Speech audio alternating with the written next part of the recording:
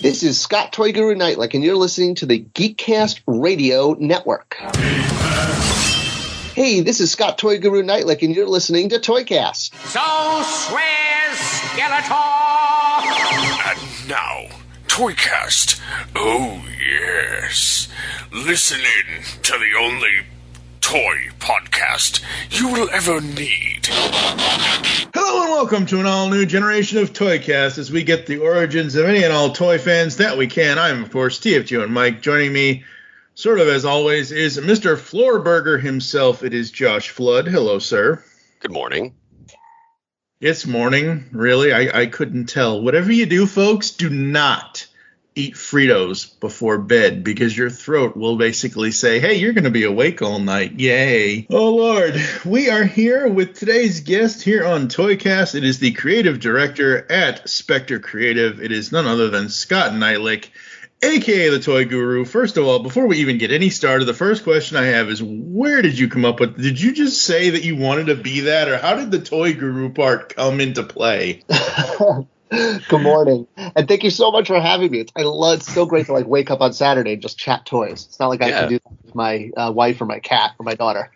Well, maybe it's either cat. That or we can watch cartoons together, but we can't stream them online or else we'll get in trouble. It's true. I tried doing that with my two best friends from high school, watching Book of Boba Fett. We were all gonna say, okay, ready, 1, 2, 3, play, so we could try to all watch it together from wherever we are in the country, and it didn't quite work. No. Right, Toy Guru, me, name, yes. So I've been in the toy industry for well over 20 years. I now run my own consulting firm, Spectre Creative, which you can find at spectrecreative.com, shameless plug number one, or of course the YouTube channel. The name came when I was at Mattel for 9 years and was basically running product lines aimed at the adult collector with a service called MaddieCollector.com, which was a direct-to-consumer website it was like a figure of the month club for those who weren't around for it.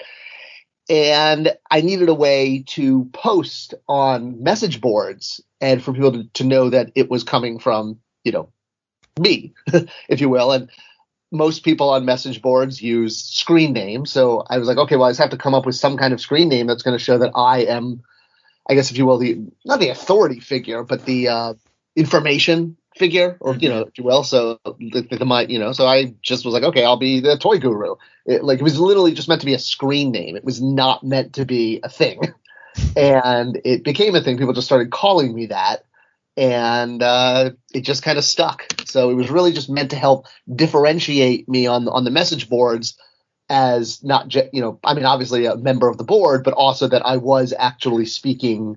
Because you were working at the company, yeah. Right. Yeah. It was just to give myself some sense of authority that regarding my information, and there you go. Yeah. So probably a much better name to set yourself apart than Floorburger or something like that yes. I go by. Well, I did think about that, but no, that name didn't work too much. Oh, okay. I'm glad it was still available. And with mine, it's because it's Transformers Generation 1. And when I first started podcasting, within the first year, one of my Canadian listeners was like, oh, it stands, and we do curse around here, not that we're going to, but we do. I'm just going to put that out there.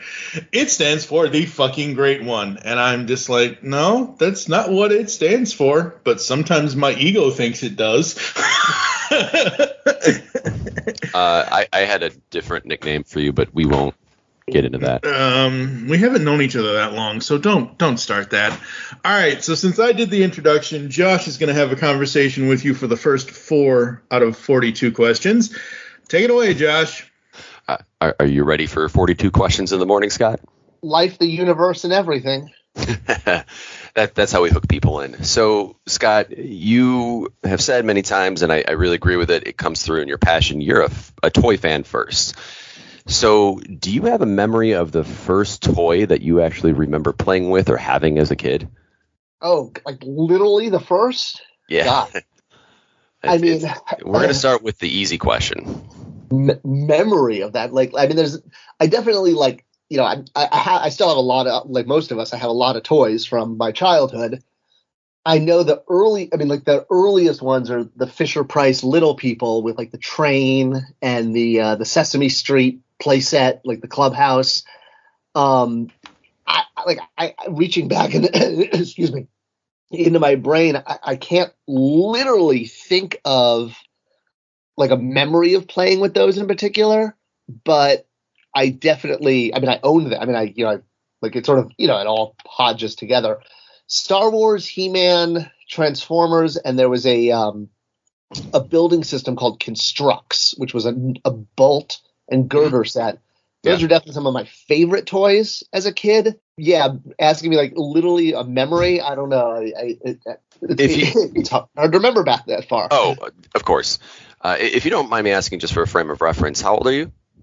I'm 43, so I was born in 78, a year after Star Wars came out. Okay, I'm 38, so we're right in the same area.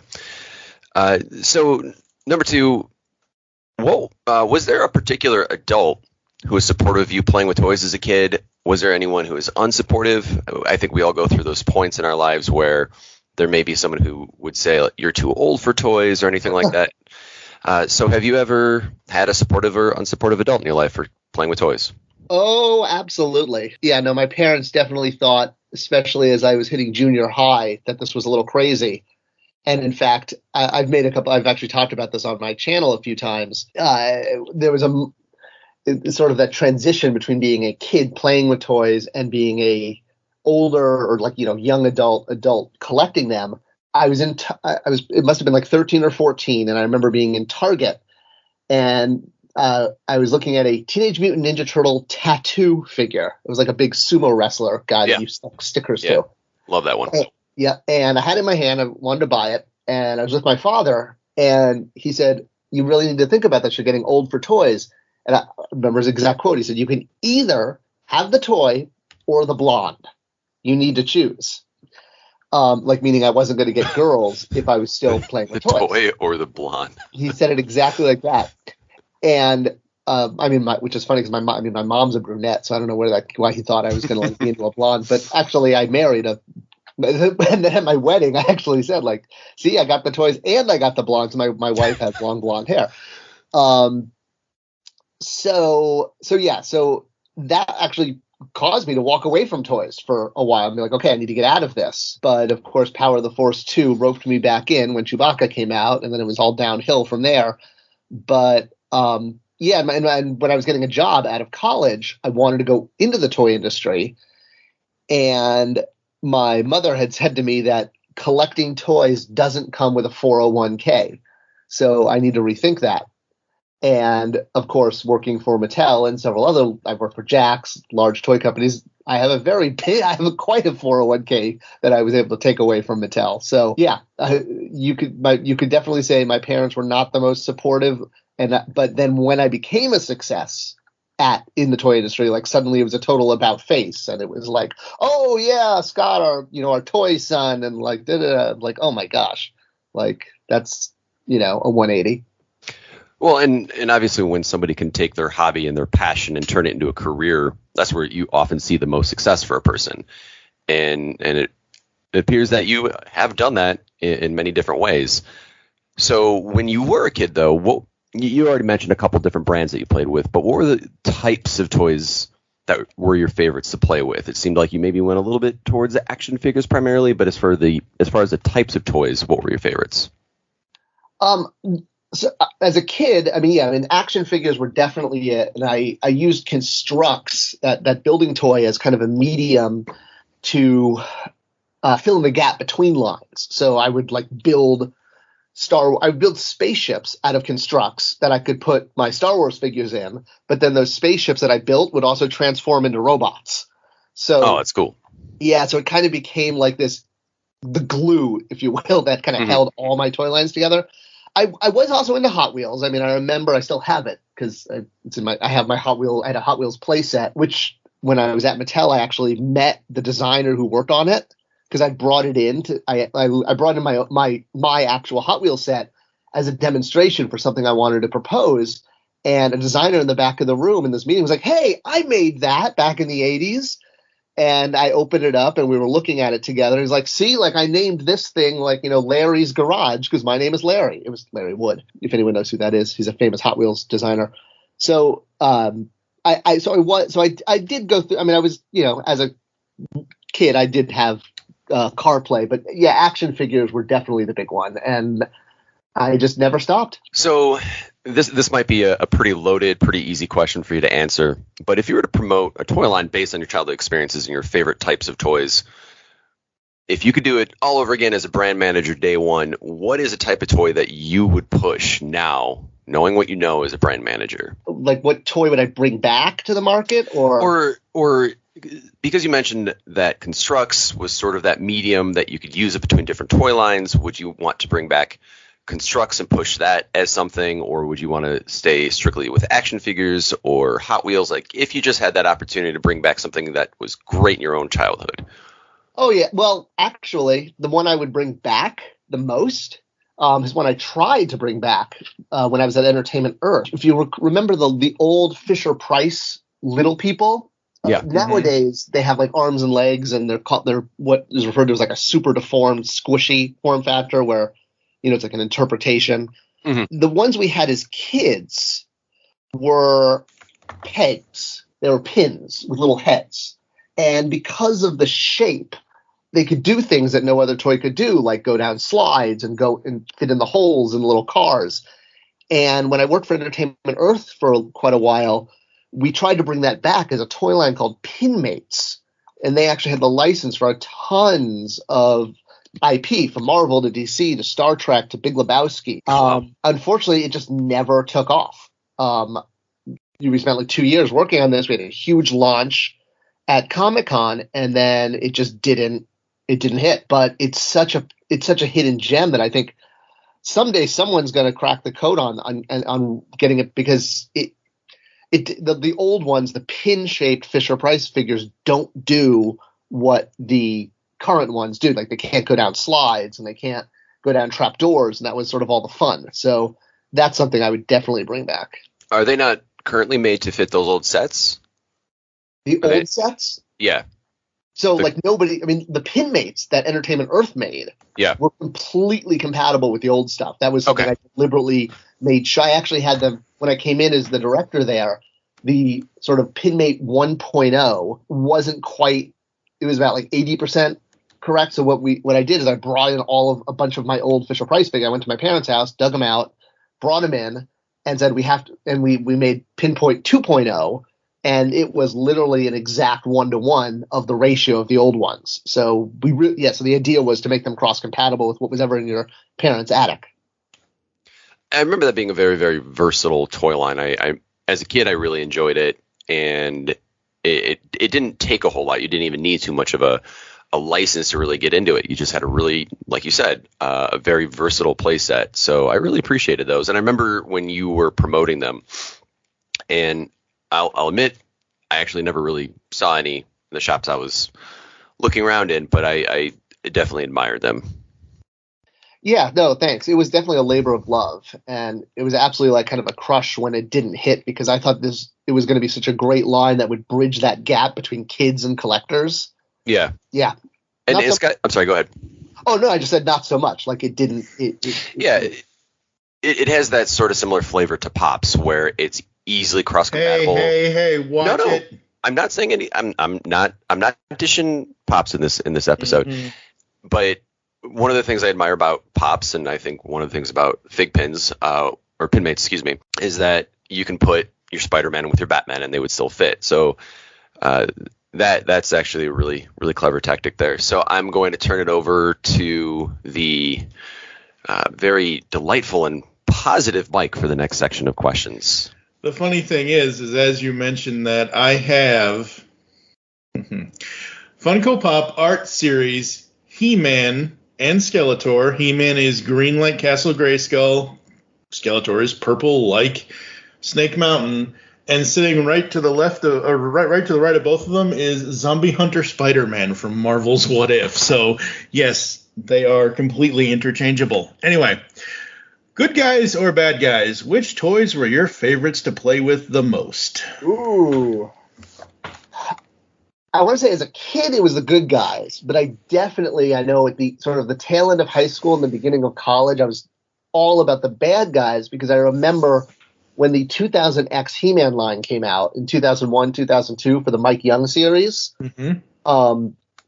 I only was collecting the bad guys. I sort of like we all kind of make up rules for how we collect, both to protect our wallets and our shelves in a way. Mm-hmm. So I break them all, but yes. Yep, and then we make our own rules until we break them. So my rule to keep me from spending my entire paycheck on He-Man toys in 2001, I said, okay, I'm just going to buy the bad guys, and 4 Buzz Off and Man at Arms Tila later. Suddenly, I realized I have a bunch of the heroes, but I was going to be a completist when it came to the bad guys. Was my goal. So, yeah.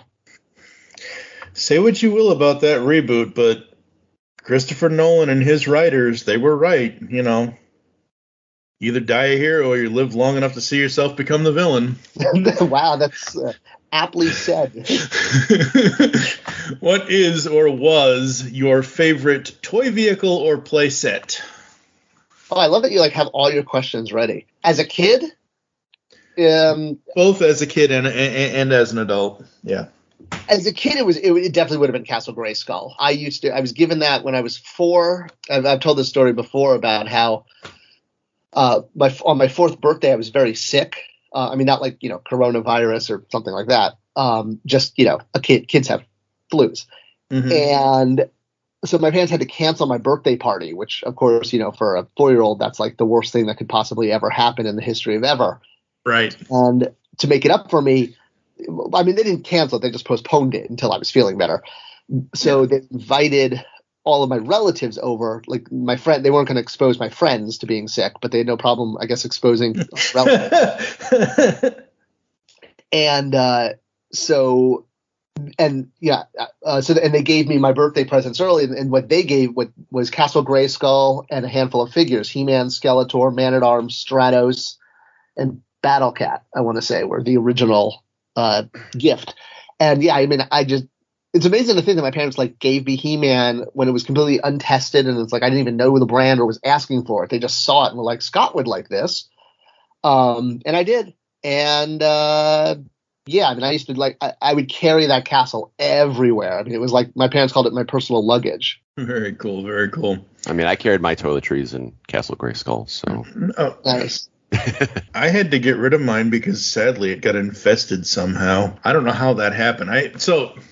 Quick story. My mom bought me Castle Grayskull again somewhere around my 2nd, 3rd, 4th birthday. I forget which birthday it was. I know obviously it came out in 82. Whatever. And she basically had it in storage with her every time she moved, yada, yada, yada, yada, yada. By, I think it was 2010 or 2012, I was like, oh, I'll take that off your hands. She goes, oh, yeah, I've only been lugging it around the country for the last 20, 30 years, whatever it is. And I've got a whole photo album on Facebook with pictures with the castle with, because the original castle still worked, with the classics figures. I have a shot of Adora and Orko in the loft, whatever. You know what I'm talking about? Yes, the loft. So, yes. Well, it sounds better than what it was actually called. No, I called it the loft. Yeah. So as I'm moving out of one apartment into another apartment, I go to look at my Queen Marlena and the castle itself, and there were all of these Eternian bugs coming out of both of them, and I'm like, nope, not dealing with this. Throw it away. At least it lasted 30-something years. Most toys don't last that long. Well, it was a very, very hardy toy. Mine was left outside, I think, for at least one winter as we were kids, and it lasted. It did great. I think it was under one of our patio decks, and it's still durable. I have it. It's in storage right now, but it still works perfectly fine. I don't think it would have lasted the 3 feet of snow Illinois has currently this year. But anyway, what features define a good toy to you? How true does the item feel in comparison to the source material likeness? Now, you can answer this both as a collector and as a person who worked on the toys? Well, as a collector, kid product and collector product, well, they obviously blend, and there's plenty of products that are, on kids' shelves and kids' toy chests that are also on adult collectors' desks. But as a collector, it's going to authenticity, articulation, because articulation is what allows the adult collector to have ownership over the character. They can pose them how they want. The more articulation, the more ownership you have over them, and the more you can, if you will, control them. That's really what this hobby is about feeling control over things that we can't, like, Millennium Falcons or Incredible Hulks, whatever it is. By putting the figure in the Millennium Falcon, you control it. By posing Hulk the way you want to pose him, you now control Hulk. So that's, for the collector, it's authenticity and articulation and well done articulation. There can be sloppy articulation. Articulation's been done where the limbs will fall off. All that kind of stuff. I think Marvel Legends tends to be the gold standard these days. Maybe Black Series. Either way, Hasbro definitely hits the ball out of the park as far as affordable, well-articulated figures at mass retail. As a kid, it's about play value. It's really just about, will the child enjoy this? The Luke Skywalker we all had in the 80s didn't look like Mark Hamill. But it didn't matter. He had a yellow lightsaber, he had bright yellow hair, and there were no facial features. But he could fit into an X-wing, and a lightsaber or a laser sword magically came out of his arm. And that was cool. So, it's all about play value. Absolutely. With your experience, what role does packaging play into the purchasing of a toy? In other words, how important is packaging in whether or not someone, yourself included, would buy a toy? Oh, excellent question. And considering I got my start in the toy industry in the package group, I worked in packaging for a little under 2 years. So packaging is there for two reasons, and they're not necessarily the ones that people think are the obvious. The first one is they're there. Well, we'll give the obvious. It's basically advertising the toy on shelf to parents. And what it's got to communicate the most is price value, that they're getting a lot of toy for however much they're spending. It's why you see toys packed out where every piece count is in a blister. A great example is there's a new Marvel Legends retro wave, and there's a Hobgoblin figure in this wave. And Hobgoblin's satchel, purse, whatever you want to call it. It was originally tooled as Mary Jane's purse, but now it's used as Hobgoblin satchel. It's not packed. He's not wearing it in the packet next to him. And that's done to show piece count so that parents can look and say, oh, you get a figure, you get a little glider, you get some little weird purse accessory. So it makes it feel more valuable. For collectors, packaging is much more about do I want it's a piece of art. The figure on the card is not an action figure. It's a piece of art you're displaying on your wall. It happens to incorporate an action figure into the art the way the Mona Lisa incorporates paint or canvas into the art. It's just part of the material, if you will. But the biggest reason for packaging is not what people think at all. About, I would say, 60 to 70% of packaging is done for the stock person at Target and Walmart to help them figure out where it goes. That's why the branding is done like that. It's designed not for the end user, but for the store to figure out where to put it. I honestly did not know that. I have a couple of choice package figures around me right now, and everything you just said just resonates so loud. Ninja Turtles is a great example of having the accessories sitting out so you can see everything that's packed with them. Oh, yeah. Absolutely. So, in the same vein, what does toy packaging have to draw you in? What have been some notable toy packages that you have appreciated? Let me think. I'm looking around my office at the few things that I have, because I don't have that much in package. But I have I love the vintage Kenner Star Wars figures. Really penetrated pop culture. The big photo on the right and the coffin blister. And other companies, and especially even Kenner, replicated this. In particular, I'm looking at my Robin Hood Prince of Thieves carded collections. One of the only ones I have carded and not loose. Because they're art. I just think they're beautiful. I loved seeing the big picture of the actors and the repainted Star Wars and Superpowers figures inside. I thought the Indiana Jones line that Hasbro did for Crystal Skull, I mean, obviously the movie has its own issues, but the packaging I thought was great. The use of the whip as a visual that brought you from the logo like around to the toy. I thought the old Mego toys were great in the 70s with the circles, with the faces and the bright colors. And I'm just like literally glancing around my office at like what is in package that I can see. Masters Universe Classics, there seems to be a lot of those around my office. Those were pretty cool. You think? I mean, where did those come from? Exactly. All right, so when we originally proposed Classics, it was originally only going to be a 6-figure line, like kind of like the commemorative series at Toys R Us in '99. Mm-hmm. We didn't think there was a big enough audience because the brand had just failed at retail with the 2000X line. So it was basically thought of as a thrice failed line, if you will. And because we were selling them online, management didn't give us any resources for packaging. They said, well, you're just selling it all. There's no retail involved, so just put it in a white box or in a poly bag and send it out. It's what Hasbro does with the Army Builder troops for Star Wars on Hasbro Pulse. It just comes in a white box and they're all polybagged, which is actually pretty cool. So that was what management wanted us to do.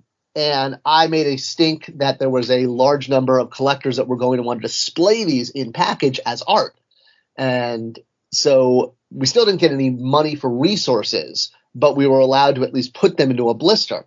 So what we did is we just looked to see what we had, and all we really had was the green brick pattern that had been created for the King Grayskull San Diego Comic-Con figure. Mm-hmm. We had that art file. So we're like, okay, well, we'll just repurpose that art file. And then on the back, in order to fill what is referred to as real estate, it's like, what are we going to, space. So I said, well, we'll just fill it with a cross cell at top because that doesn't cost anything. It's just, photos. And then on the bottom, just slap a scroll there and I'll whip you up a quick bio. We only needed it for 6 characters. I figured like that's not that big of a commitment. I can write 6 quick bios. I was a writer before I became a marketing manager. And that's where the packaging came from. It was just meant to be a sort of very quick, cheap way to do it that would also work as a template so that it was easy to just do each character, just change the name, change the bio. Like there was no original art, if you will, like, right. Stuff like that. So it was just made to be templated so we could do it as quickly and cheaply as possible because we had absolutely no money. Jeez. And I think one of the cool pieces about the Masters line that I liked, I wasn't an early adopter. It took me a little while to get into it, but there was something pretty cool about having almost that traditional blister card, but with such a high quality toy on the inside. It was an interesting dynamic of the sort of standard retail style of packaging with that very special figure on the inside. I felt like I was actually getting a lot of value for it. I might just be my perception, but I appreciate it because of that. Yeah, I mean, we were going for that. I mean, absolutely. And we were also, doing everything we could with the limited. So, for example, those figures you notice have that inverted belly button, dip, we called it. That was the original figures in the 80s. That dimple was created to keep the figures pressed against the back card to keep them from jiggling around because there was no inner blister. Mm-hmm. We put that on the classic figures, and I remember, again, bringing it into management for approval, and they were like, why is there this stupid indent here? And I was trying to explain how it was an homage, and they're like, but you don't need it to hold the figure in place. We have an inner blister now. And I was like, I know, but it's an homage. It's cool. They're like, fine, we trust you, that you know what you're talking about, but they thought it was weird. And then the last one is you'll notice on the side of the figures are air holes. Yeah. Mm-hmm. And people, have always wondered, like, do these figures come alive at night and need to breathe? But it was to keep them from that white dust that gets on packaged figures. Mm-hmm. I've done a video on the Spectre Creative channel. You can see about why the science of why that happens, but it's basically from a lack of oxygen, and that's why we put the holes there so that wouldn't happen.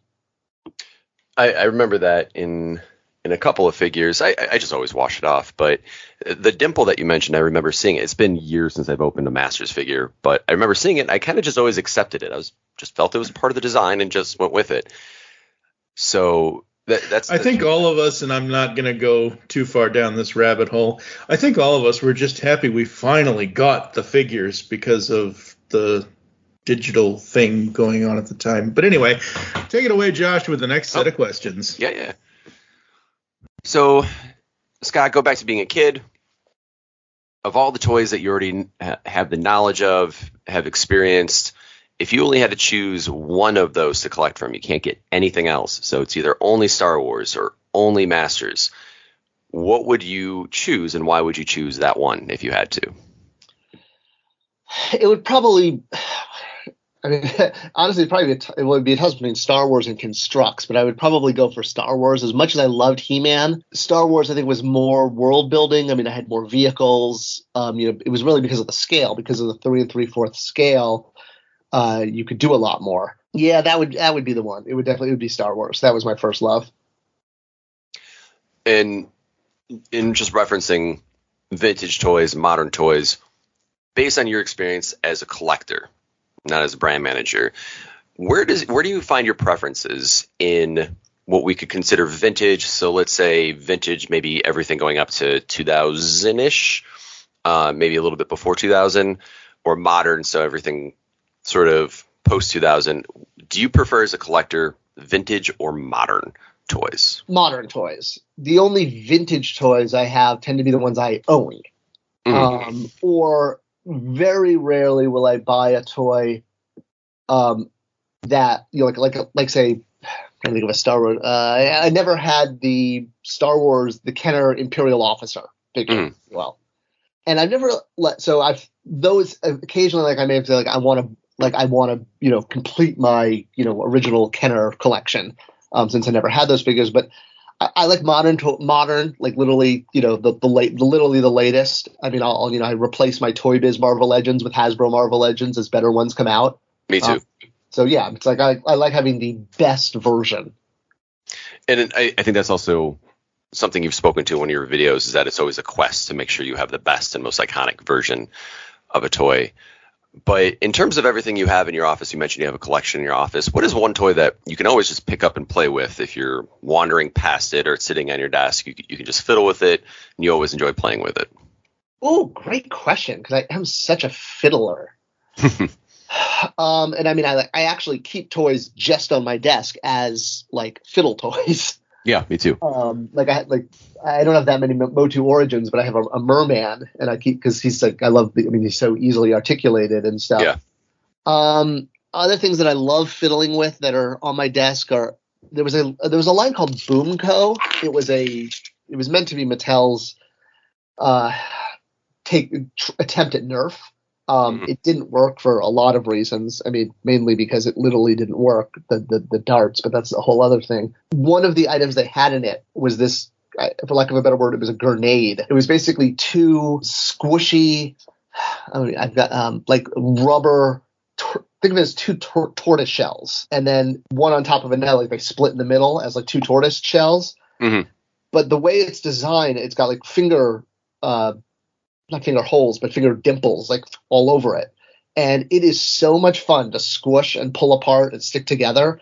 I mean, it's meant to be something for kids to like throw, like a grenade. It would split in two, and it's like, I got you. I kept a few as fidget toys, and they are just amazing. It is like so much fun to fiddle with. Yeah, look up Boom Co. grenade or Boom Co. Squishy ball, and you'll see. I'm looking at it right now, and fidget toys have been a recent trend for about 6 or 7 years for students of all ages. Yep. And I got a cube. Yeah, and even adults. And these look just like some of the fidget toys that they play with. So that's really interesting. Even though there are always toy lines that people never purchase, and in your videos you have interest and appreciation for a lot of them, are there any that as a collector that you specifically and purposely avoid, that you will just never buy for some reason? So this can be toy lines or specific characters, just anything that you have a toy allergy to. Wow, I don't think I've ever been asked that. I mean, there's things that like I don't care for. I mean, I'm not that much of a car toy guy. I mean, I have a few Hot Wheels here and there. Like you mean like if someone like gave me a toy that I would like immediately give it away or like not keep it?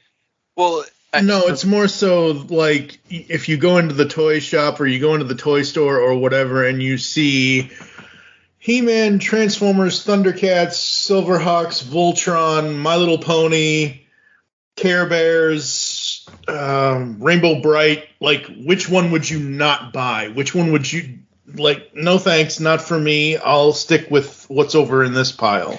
Well, and another way to look at that too is one of the reasons I didn't get into classics early on is that I knew it would be a black hole I could never recover from. It would just be one of those collections I would go big into, and that's what happened. I had at one point a ton of classics, so that could be the other thing is, are you trying to control yourself so you don't fall into it? Because that's what happened with Masters for me. So either way. G.I. Joe would be it by far. I'm not into G.I. Joe. Is there any particular reason?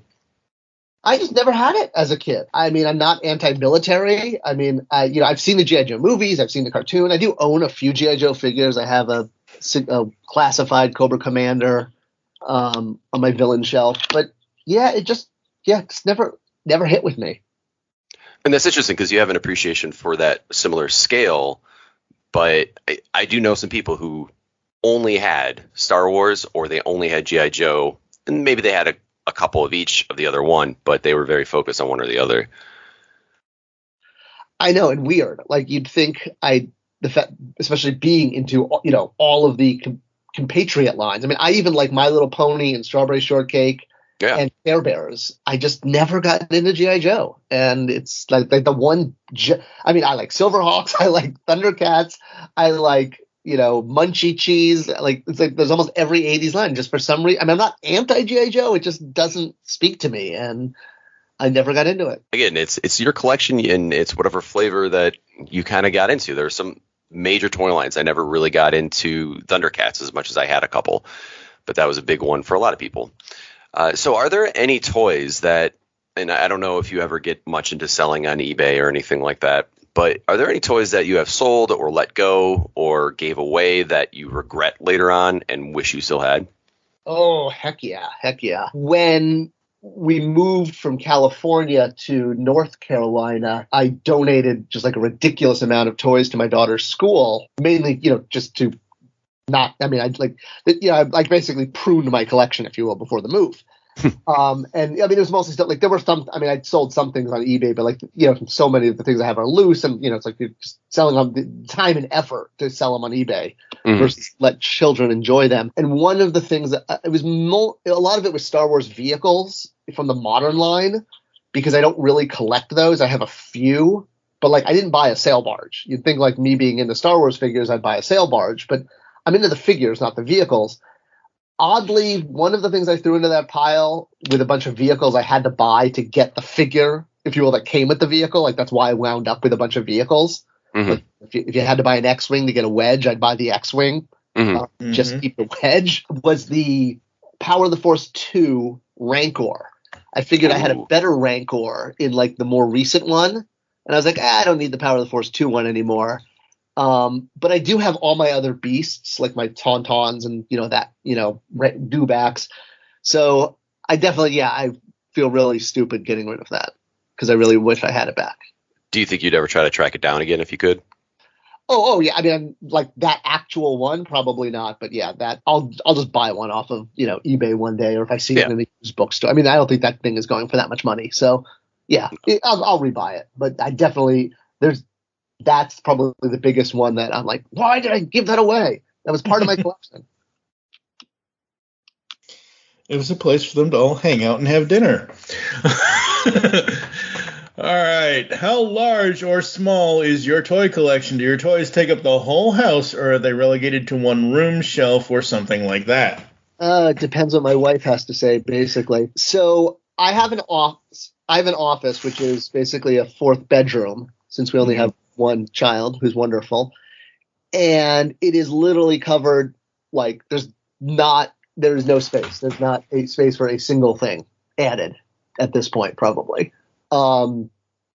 I think I have like one spot in my Marvel Legends shelf like reserved for Feral when she comes out to complete X-Force, but otherwise there's like nothing. There's not even a place for dust to settle. I have so many toys in here, which includes 2 large back closets, one of which has like 5 or 6 giant tubs that are filled with my complete DCU Classic and Motu Classic collections, as well as I have a complete collection of every 3 3/4 Star Wars figure that's been released since 1995 from the original trilogy.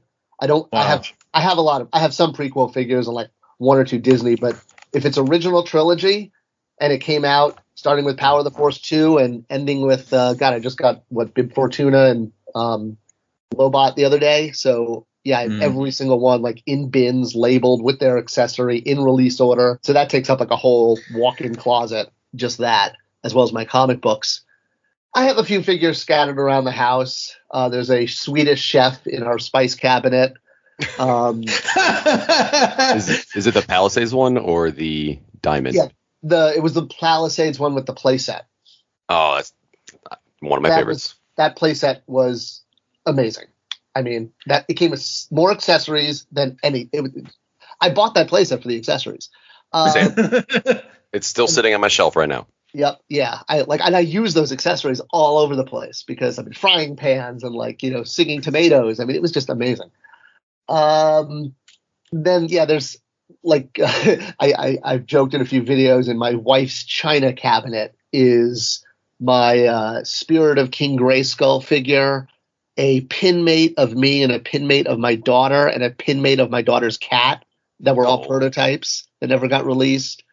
As well as a few other. I have a unproduced Lord of the Rings Wild Man figure that a friend who worked at Toy Biz gave me. It was set to be released and it never came out. It's the sculpt, not the figure. And then I have a few gifts the Horseman gave me. I have the King Grayskull dungeon from Castle Grayskull in that china cabinet. The sculpted dungeon. So yeah, I mean, there's a few toys, around the house. I have a Sherlock Holmes shelf in our downstairs in our library, and in front of all the books, I have a few Sherlock action figures and a Sherlock Pop and a Sherlock Lego, that kind of thing. But so the majority is in my room, my office, but there's definitely, and there tends to always be some random Marvel Legends figure on the coffee table because it was in my pocket or something. Side note, that Toy Biz Lord of the Rings line, I think, is extremely underappreciated.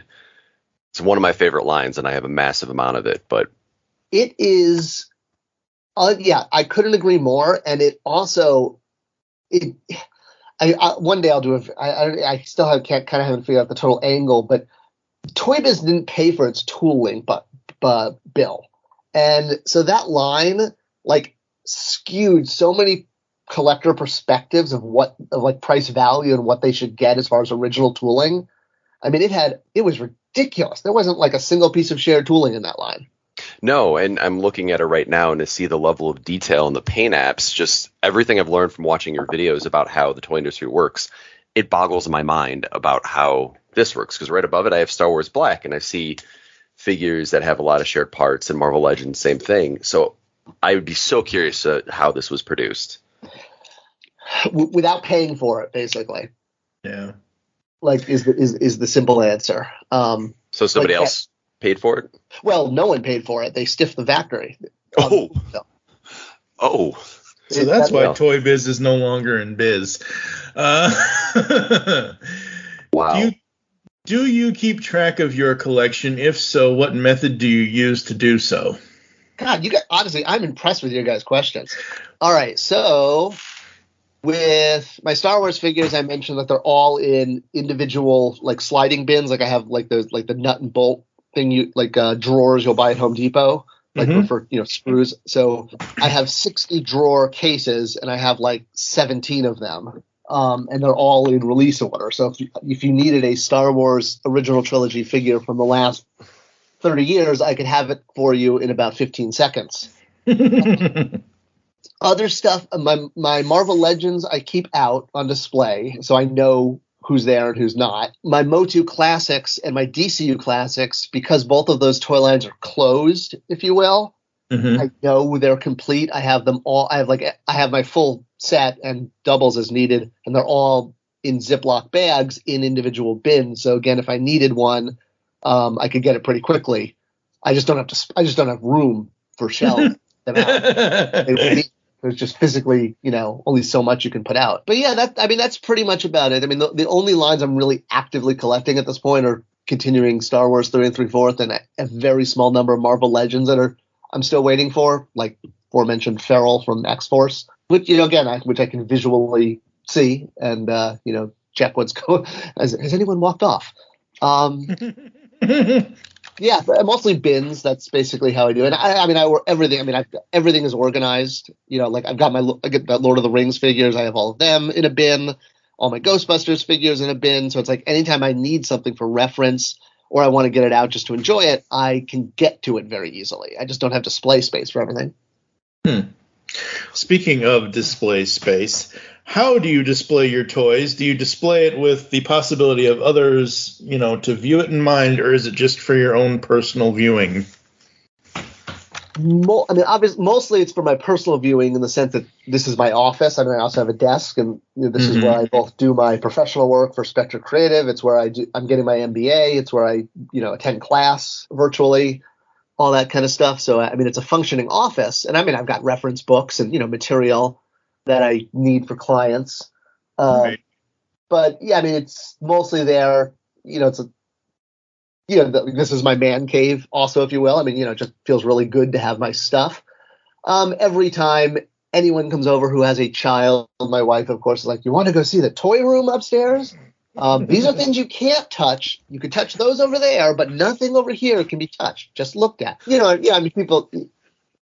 People do come over. They, my wife likes to show it, even if it's, not that she makes fun of me for this, but it's like, I know secretly she thinks it's awesome because she always wants to show it off. Yeah, so 80% me, 20% guests coming over. People have asked me to do a video on the channel, and I might video the room sometime. So very cool. I'd love to see it. Yeah, that would be awesome. Yeah. All right, Josh, take it away. Next two. So you talked about how you stored your action figures. You talked about how you displayed them. So assuming that everyone is safe, family, pets, your valuables, things that you can't do without. The house is on fire. You can run in and you have time to grab one toy. What would you grab? Oh, only because I was going to say I'm actually prepared for that, and I have a bag of figures that is there. It's my apocalypse bag. So, if I had to run out and just grab one thing, I would just grab the bag, and it's all set. So what's in your apocalypse bag? And this might tie into our next question. So, but if I got one figure before we get to the apocalypse bag, yeah. I'd probably grab a Mighty Spectre. Like, there's enough of him around that would be pretty easy to get. Or a Mandalorian, or I think the Mandalorian 3 3/4 figure tends to be like one of my favorites right now. Yeah, I can understand the Mighty Spectre thing. I can totally understand. So you have your apocalypse bag. So the next question is sort of like that, and you get an 18 by 18 by 18 box. So one of those boxes. Have you ever gotten HelloFresh or Blue Apron like meal kits? Yeah. So a box about that size. Yeah. Okay. Okay. Like what would what would I put in there? The only toys you can keep have to fit in the box. What do you pack into it? All right. Well, let's see. It's pretty. I'd probably clear off the top shelf of my desk because it's got like all my favorites. So let's see. I've got a Marvel Legends Venom with the kind of Mark Bagley head as well as the Eric Larson head under him. Shazam the Wizard from JLU, Mighty Spectre, The Question from JLU, Darkhawk from Marvel Legends, Savage Dragon from Legendary Heroes, Deathlock from Marvel Legends, Grey Ghost from JLU, a NX Enterprise, My Walrus Man from when I was a kid. Let's see here. Probably throwing a bunch of pinmates, Doctor Strange, Scarlet Witch, Adam Warlock, Pip. Got a Admiral Akbar from Galactic Heroes, Spider-Man pinmate, Mace Windu's Jedi Fighter as a diecast in the Titanium series. Let's see, my Green Lantern ring, my Legion ring, my X-Men Black not Blackhawk. What the heck is their ship? Darkhawk. No, not Darkhawk. The X-Men ship. The Blackbird. The Blackbird. Oh, I have yes. a Hot Wheels Blackbird, which I bought. It was just amazing. If you haven't seen this Hot Wheels Blackbird, it's like. Oh, I have 2 of them. Yeah, I just stumbled on that literally in a Same. store. I didn't even know it was made. I was like, why are they not telling people this is out? I have a couple of my figures from the Constructs line that were the little minifigures that went with that line. They're like 3 inches tall and they've got 5 points of articulation. There's like alien spacemen. I definitely grabbed those. Let's see. I still have a lot of space, don't I? I mean, it's like this box is going to be very heavy. I mean, yeah, it's basically getting filled with like just lots of Star Wars 3 and 3. Then at that point, like now that I've grabbed some of my like absolute favorites, I would basically just start pouring in. So I have, aside from my complete collection of Star Wars 3 and 3/4 and DC and Motu classics, and even what I collect from Marvel Legends, what's in my Apocalypse box is basically my favorite figures from the world of 6-inch, from anything. Motu, Masters of the the same thing. Marvel Legends, DC, but even like one-off lines. Aliens, Hunger Games. I'm Futurama, Simpsons. I mean, I know they weren't quite 6-inch, but so I have a box that's basically my absolute favorite characters, and if that figure is something like a Marvel Legends or a DCU or a Motu Classics that I also have archive collections of, it's a double. Oh. So I don't need to go into my DCU Classics collection or my Motu Classics collection to get my favorite Motu. They're all in this 6-inch bag, along with some Marvel Legends that are also like Cyclops from the X-Men is one of my favorite characters. He's sitting on my Marvel Legends shelf. I also have a duplicate of him in this bag. I like that there's somebody else out there who thought similarly to me. I haven't done the same thing, but if I had to, that's the origin of this question, is that I would love to just have that box ready to go if everything else had to go. Yeah, so I basically have, there's a bag and it's got a whole bunch of 6-inch figures and it's got a whole bunch of Star Wars 3 and 3/4 figures, but they're all duplicates of ones that I have in the back in the archive collection. Very cool, very cool. Yeah, so as the years went by, if a character came out that I knew I was going to want to display, but I also wanted like an everyday play version, I would buy 2. I used to do that a lot with Toy Biz Marvel Legends because I was worried about my favorite version breaking. So that's how I started my Marvel Legends carded collection for a couple of years, is that it was my backup insurance policy, and then it just became my carded collection that I eventually sold. Yeah, insurance policy toys. That would be. I'm writing that term down. I'm going to do a video on that. Hey. That's the whole point of us buying 2. You buy one to keep in the box, and you buy one to open up and play with. For me, it was always an insecurity thing. It wasn't about the visual. It was just, I break stuff. I'm clumsy. It happens. And I think I was more, I don't want to disturb. But my goal one day is to have a big enough office to have all my stuff on display, my DC, my Motu Classics. So the idea was that I'd be able to have all of those toy lines, the entire line, including my Star Wars 3 and 3/4, which is probably like 4,000 figures. So we're talking a lot of displays. So that's always been my end goal. But as part of that, I wanted to never have to touch those. So if I wanted a figure to play with or touch or display or stick in my pocket or whatever, that would be a character I would put in that, that insurance policy pile and buy a duplicate, which is loose in this bin in my office. Right. So I'm glad there's somebody else out there like me. Not too many people understand that. Are you a Funko fan? I have about 6 pops in total, and mostly the ones that don't read as pops, I guess, in a way, like Audrey 2, because it's the only way to get an Audrey 2 anything. That's my point. Okay, so brief. Everyone that's listening to the sound of my voice right now has heard this a million times since we started this podcast way back in 2009. From the time I was a kid up until whenever, I had toys, and then I didn't have toys or whatever. So in 2005, 2006, I'm like, ooh, I was, 25, whatever, 25, 26. I'm like, ooh, I want my childhood back. And I would go on eBay and whatever, At the time, I had a job where I had excess money. Sadly, that's not the case anymore. But anyway, so I got Motu Classics, I got Transformer stuff, I got this, I got that, and whatever else. And I enjoyed it, and life happened. And in 2011, I had to sell it all, at least the stuff that I could sell, and then the rest of it just kind of went away. And from 2011 up until Josh kind of had the idea to bring ToyCast back, and until I found Funko, I was not, from 2011 to 2018, 19, not really into, I still love toys. I still love seeing toys. I love seeing the reveals. I love watching all the videos, whatever else. But I had no compunction in collecting toys anymore. At the time, back in 2010, I was like, ooh, Mighty Mugs. I like those. Those are cool. Those are easy. Those you either just keep in the box or you can open them up out of the box. Same thing with Funko. But my thing with Funko is they're the company that is in everything. Like a McDonald's Grimace. Where are you ever going to get a Grimace figure, an action figure, anywhere that is really, to the character? So that's always been my point with Funko is they do make stuff that no one else will ever do.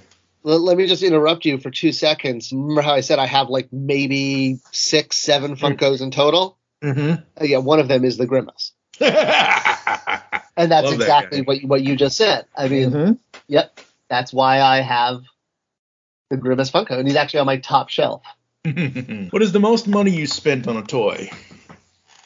Ooh, probably the Marvel Legends Sentinel. I'm looking around my office because obviously I've been very blessed with an amazing, very lucky, blessed career, and all of the toys I've worked on at Mattel, I got for free. My Castle Grayskull, my Voltron, my entire Motu Classics collection. Yeah, probably that. I spent more money than that. That's probably it. Probably the Sentinel is probably the most. What was the best? I'm just going to jump in real quick. I will say, coincidentally, the most expensive toy I've ever purchased, and still have it, is Castle Grayskull from Classics. Oh, well done purchase. Oh, I treated it like the best personal investment, and my cats actually enjoy coming out of the mouth every so often. So yeah, that's awesome. I can't believe how much it's increased in value too. Oh, I don't even want to look because I'm never going to sell it. Oh no, yeah, no, neither would I. Professional curiosity. Yeah, I don't want to take a peek. I have two, actually, one on display, and then I have my playing one. What was the best deal you ever got for a figure that may have been worth quite a bit more than you paid for it? Interesting. Wow. I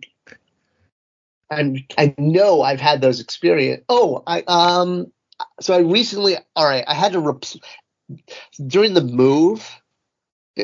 I should make a video about how horrible this was. There was a problem with my Star Wars figures, and they got packaged not the way I wanted them to be, and as a result, quite a few accessories were lost. I mean, we're talking like 25 years of making sure I have every freaking gun. Yeah, exactly. And one of them that was really upsetting was there was a Kmart 2-pack for Star Wars 3 and 3/4 that had a Stormtrooper and a scanning crew member. And the Stormtrooper, it was actually called on package TK421, the one that's named on screen. And it came with literally the smallest Star Wars accessory ever, which was the comlink that Luke talks through. And I remember when that figure came out, reviews of it were like, and in an accessory that's destined to get lost. And lo and behold, the comlink was one of the ones that got lost because it was so small. And I was just crushed because I was like it was not the way that I wanted them to travel, but that doesn't matter. I found one for $30, and it looks like they're going for much closer to like 100, 150. So that I was pretty excited. I wasn't expecting to replace that figure so easily or so inexpensively. Depressing fact: I had that 2-pack, and I'm this years old finding out that came with it. And I don't remember that. I think I lost it as soon as I opened the package. Yeah, it breaks the heart. Like if you didn't like know, if you weren't ready for it, if you will. But although go check, it might be in the guy's belt. I sold most of my 3 3/4 Star Wars a couple of years ago, and I guarantee that was, if it wasn't batted by my cat, it disappeared into time. Fair enough. Yeah, that accessory was ungodly small. Well, there was a G.I. Joe figure, I want to say Lowlight in the Pursuit of Cobra line maybe, that came with a loose bullet because he was the sniper. And It was a loose bullet from a case of bullets. And most people said that went flying the moment you open up the packaging. So that is a box I have not opened yet. That has just stayed in there. What character? What was that toy? Lowlight, I think it might be Pursuit of Cobra. I don't think yes. Pursuit of Cobra, City Strike Lowlight. Fantastic figure. I remember one of the Lord of the Rings, the Sauron figure, like the 6-inch, came with 3 1 rings, anticipating you were going to lose 2. Oh.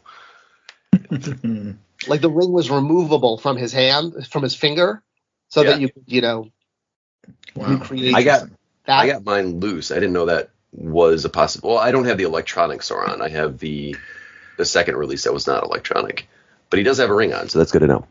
Yeah, like when I saw that in package, I was like, that is unbelievable. They thought ahead and gave you extra rings because they know you're going to lose one, and the figure's only cool if he has his ring. That's right. Before we continue on with Josh's next set of questions, just because your professional curiosity might be killing you, what I see here on eBay searching Masters of the Universe Classics Castle Grayskull, $9,999, like $1,000, $1,500, $1,600, $1,800, $1,995. Like it's that castle is expensive as all hell, folks. Now, oh my God, somebody is trying to 23. Wow, somebody's trying to sell it for $3,000. That's crazy. And that's just crazy. Still not enough for me to sell it. No, to me. Thank you for the image. Yes. Yeah, and still not enough for me to even think about getting rid of. It's not the one that I literally, when kids come over, bring out and let them play with. Take this as a compliment, but to me, it's one of the most perfect play sets because it fits so many different scales. I think even G.I. Joe fits in it, as long as you don't put him in the throne. But it fits so many scales. It can go with just about anything I have in my collection. So I don't have a reason to get rid of it. The one I have on display in my office is literally just covered in other toys. Like I have a Mini-Mate Spider-Man and his Amazing Friends coming out of his eyes. Yeah. I have Rick Sanchez holding up his portal gun on the jaw bridge. I have a Gloob Micro Machine Millennium Falcon, like sticky to the wall, like the way it stuck to the Star Destroyer. So, similarly, I moved Pee Wee Herman and his entire cast from the old toy line into Castle Grayskull. That is fantastic. Like because in my toy universe, his house burnt down, went away. I didn't have the playset at that point, so they all moved into Castle Grayskull, and so you had Jambi and you had Conky, you had all of those different characters all living inside Castle Grayskull with a very, very stressed out Skeletor. Don't touch! Nice. Such courage! I believe I'm going to gag. It's what makes toys so great. The fact that you can anything can cross over with anything. I think of toys as a medium that you can tell stories with, and whether the stories that are on our shelf and are funny, or you're making images and sharing them online. Like, toys are a medium, and you could have any character meet any character, and you have total control of that. And I think that's one of the reasons why I could probably talk to you for hours about this kind of stuff, because the level of psychology and developmental psychology that you pull into toy design is so fascinating for me, especially as a teacher. And I've taught child development before, so there's so much that I still want to know. So the next question, and I think you're a really good person to talk to about this, because it's something that we ask everybody, and it's something that I take into consideration. What do you think it is about our generation of collectors? So you said you're 44, correct? 43, excuse me. So 43, I'm 38. There's kind of sweet spot of people in their late 30s, early 40s right now. What causes that generation for what causes our childhood toys to mean so much more to us than our parents' generation, for instance? You guys just have really great questions. Well, there's not a simple way of answering that, but I'll maybe try to just give some large strokes. One, the toys we grew up with were more connected to content than they were our parents' generation. Sure, you had your Howdy Doodies and your Davy Crockett hats, but in 1981, Ronald Reagan worked to deregulate the FCC, which is what allowed cartoons like My Little Pony and Masters of the Universe, et cetera, to happen, because previously you couldn't do a cartoon that could be viewed as a TV commercial for a toy. That changed in 81 with the Reagan administration, and it's why we had such an onslaught of toy to content merchandise in the 80s and 90s, and that didn't exist in our parents' generation. So that's meta answer one. And again, we could spend 2 hours just discussing this. Yeah. The other one I would say would be the emergence in the 80s of the need for a two-parent income, the pressure to buy more things, and for women to move into the workforce, both as social commentary and economic necessity, pushed one parent out of the household, which hadn't really happened before in human history. There was always one parent at home to take care of the children. So without that, toys became more of an emotional crutch for us, our generation, resulting in the current the helicopter parents all the way through, the trigger alert college kids of today. It all stems from the lack of one parent being home, whether that was mom, dad, whatever. Not having that has absolutely changed the emotional makeup of a generation. Yes, it is a very deep question, that is, to be sure. So I want to delve more into that, but I'm going to shift channels really quick to a different type of question. I think we can come back to that in some later questions. The next question is, being a brand manager, somebody who's worked in the toy industry, how has that impacted perhaps how you experience toy shows or conventions? Do you look at them a little bit differently? Do you have different experiences with them than you probably would if you never had that job? Oh, I mean, definitely. That first time that I attended Comic-Con as a vendor, was definitely, had a coolness factor, but then it loses its magic, basically. Mm-hmm. When you realize, and it just becomes like a lot of work instead of something you enjoy going to. I mean, not a lot of, I still enjoy it, but it's like you're on your feet. Like you don't have any control of your schedule when you're booking the show. You're on your feet the whole time. Versus like being like, hey, let's go back to the hotel. Oh, let's go out for pizza. Let's, whatever. But I think I appreciate them more. I miss getting to, like before I worked for Mattel and went professional, I used to cosplay to all these shows. And, I was in line to buy Keldor and She-Ra in the 2000X line and didn't get Keldor, didn't get She-Ra, one of them. One of them I couldn't get because of the weird ticketing system they were doing. So it's been more just been eye-opening, sort of, seeing how it works behind the scenes, and also realizing how the expectations I think we all bring to these shows, a lot of times the companies, they're not exactly as passionate about the stuff as we are. So that's kind of very eye-opening. Very cool, very cool. What do we have here? It's Castle Grayskull. And it's mine. Not so fast, Beastman. He-Man! You can pit He-Man against Beastman, playing for the power of Castle Grayskull. You have to put the castle together. Beastman's escaping. The throne, Dad. Dad, you saved the castle. Castle Grayskull from the Masters of the Universe collection. He-Man and Beastman, each sold separately, from Mattel. Scott, on a recent episode of your YouTube channel, recent video, you had discussed action features. Now, as a child, for me, there was a lot of times I would not buy toys that had action features that were, I guess the word would be, an encumbrance for the overall toy. Are there action features that you actually felt worked well that enhanced the toy? Are there action features on toys that you felt really worked against them?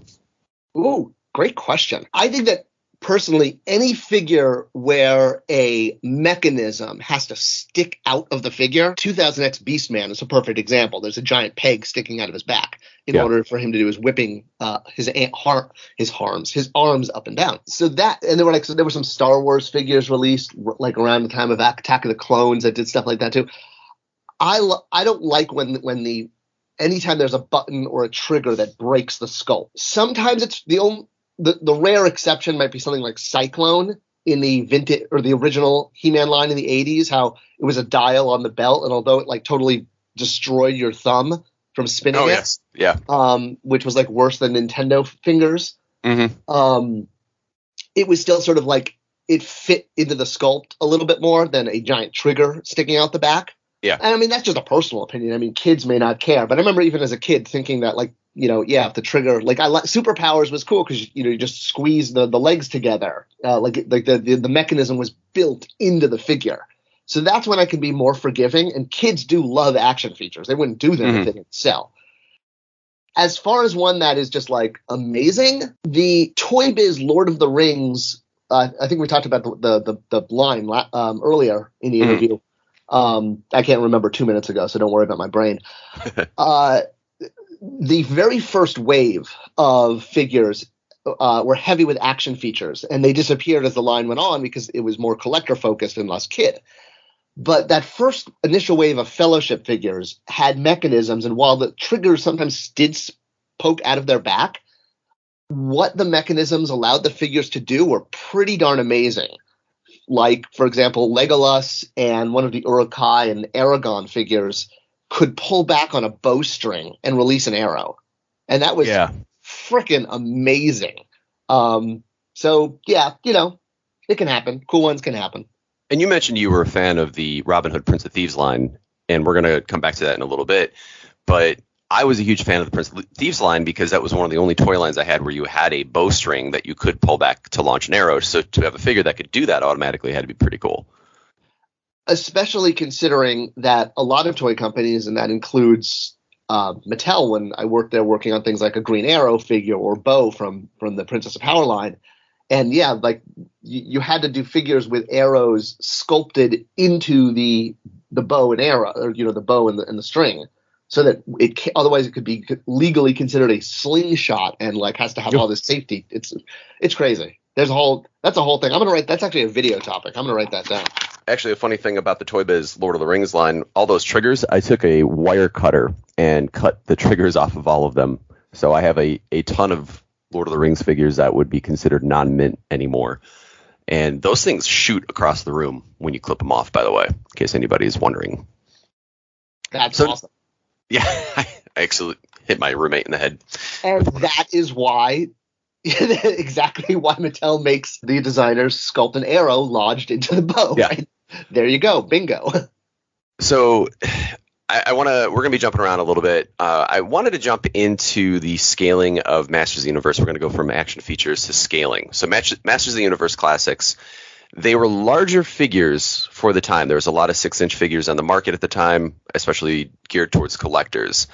And I believe in one of your videos, and if it isn't one of your videos, feel free to throw it out there. But it was unique to try to set it aside from other toy lines at the time. It was a bit bigger, a bit huskier. And I thought I remember somebody saying that it was to make adult collectors feel like a kid again holding a toy scale-wise. So if you're a 3-foot kid holding a Masters figure, it is a certain ratio scale. When you're an adult, obviously holding a Masters figure is going to feel a lot smaller, but a Classics figure might make you feel like a kid again because it's larger. Is there any truth to that? Oh, definitely. Absolutely. Yeah. No, and I don't know if that was done deliberately to create that psychological connection, but it absolutely exists. But I will tell you part of the scaling issue for Motu, and the reason that they're about 6.5 inches versus 6. I mean, the scale was determined just to make a figure that was, could live in, Marvel Legends, Black Series, like that world, that we all collect. The reason that they are larger, though, is because in the original line, the fact that they were 5-inch figures and most of the product at market was 3 3/4, especially their main competitor, Star Wars. and to an extent G.I. Joe. So they were made bigger specifically to be bigger than all the other toys you as a child owned.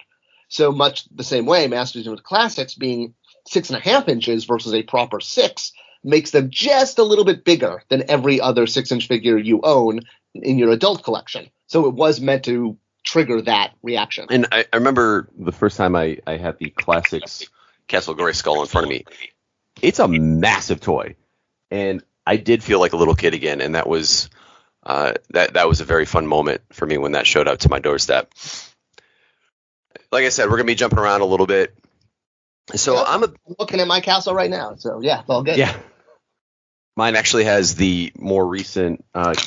These castles don't bounce, y'all. Don't jump in the castles. I actually have the Masters of the Universe mini. They had the little blind box figures that came in the tiny Castle Grayskull. Yep. So yeah.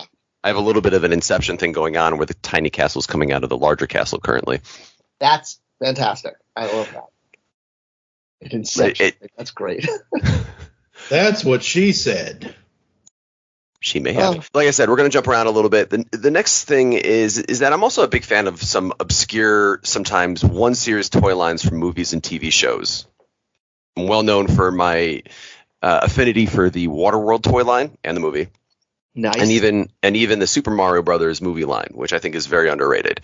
And you mentioned that you also have the Robin Hood Prince of Thieves line. And in previous videos, you've discussed that toy lines are primarily in stores to advertise properties and movies. And I 100% agree with that. But this is certainly reduced in recent times because it's more focused on established properties than sometimes these one-off movies. So in your opinion, do you feel there's still room for even a demand for child-centered toy lines for more movies other than just established brands? And is there a movie in the last few years that you felt would have been a fun toy line? I mean, I thought Green Lantern would have been a fun toy line if the movie did well. Honestly, it had like everything going for it to make it a fun toy line, with a kid. Imagination-based creations, unlimited shapes that come out of, your willpower. That's very kid-friendly. And it was a little Star Wars-ish, if you think about it, with a very large cast of characters that you could just keep going with over and over again. It is such a the reason that usually an untested property like Green Lantern will get a very limited line at retail. Like if you look at Iron Man 1, had a very small line compared to Iron Man 2 because no one knew the hell Iron Man was at the time. And the fact that Mattel went so all in on Green Lantern was because it checked off every box as far as what makes a good toy line, like every box.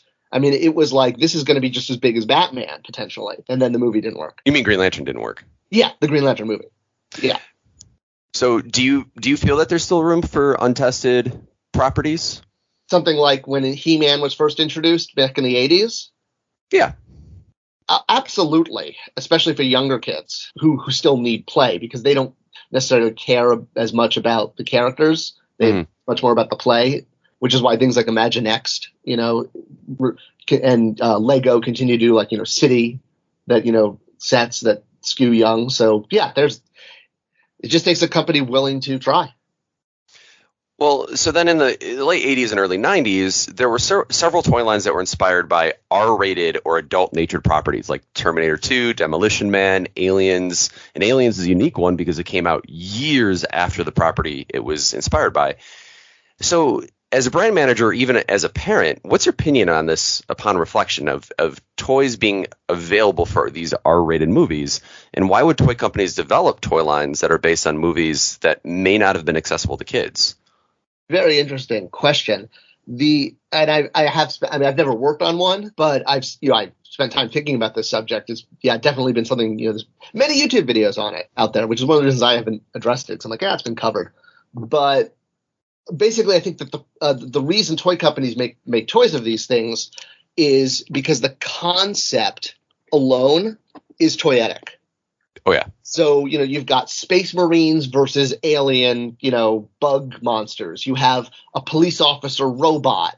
You have, what's another one? Demolition Man. You Sylvester Stallone, travel, it's very, very toyetic concept. So sometimes, especially the fact that Aliens came out years later proves it because it was basically like, wow, this is a concept that works for kids. The movie may be years old and inappropriate, but who cares? They'll like the concept.